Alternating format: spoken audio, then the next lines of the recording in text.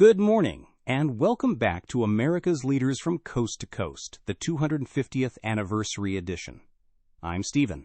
And I'm Leah. We are heading to the Midwest today, the Windy City, Chicago.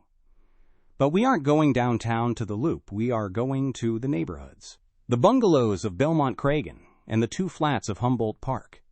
We are profiling a history maker, Democrat Delia Ramirez, the representative for Illinois, 3rd District. Delia Ramirez is a huge deal for representation. She is the first Latina ever elected to Congress from the entire Midwest.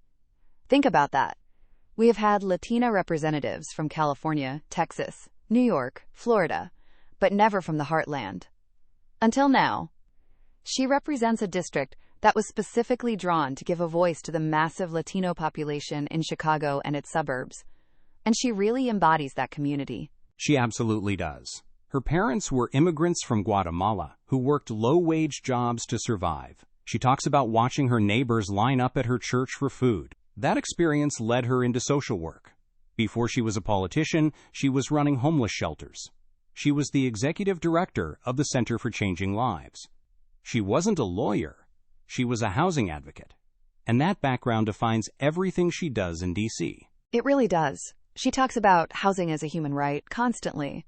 In 2025, she introduced the Tenants' Right to Organize Act. It's a fascinating bill. It basically says that if you live in housing that gets federal money, like Section 8 vouchers, you have a protected right to form a tenants' union, just like workers form a labor union.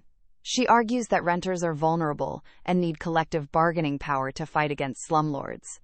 It's a very bold, progressive idea. But the most personal issue for her is immigration, and this is where her story gets really unique.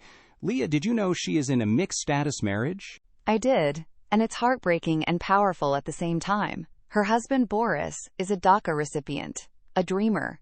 That means he has temporary legal status, but it can be taken away by a court ruling at any moment.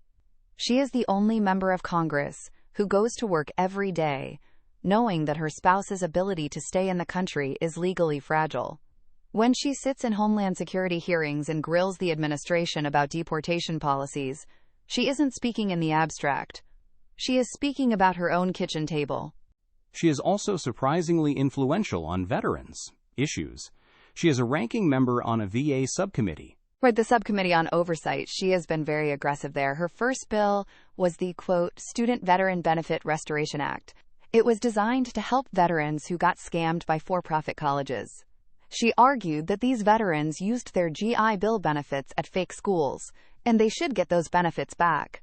It shows that even though she is a staunch progressive, she can dig into the administrative weeds to fix problems for her constituents. Let's talk about the district itself, IL03. It's a weird shape. It's a barbell. On one end, you have the cool, gentrifying neighborhoods of Chicago, Logan Square, Humboldt Park. These are the voters with Black Lives Matter signs in their windows, sipping oat milk lattes. Then you have a narrow strip connecting it to the western suburbs like Addison and West Chicago. These are industrial towns. You have factories, warehouses, and a lot of working-class Latino families. Ramirez has to represent both the progressive activist in the city and the factory worker in the suburbs.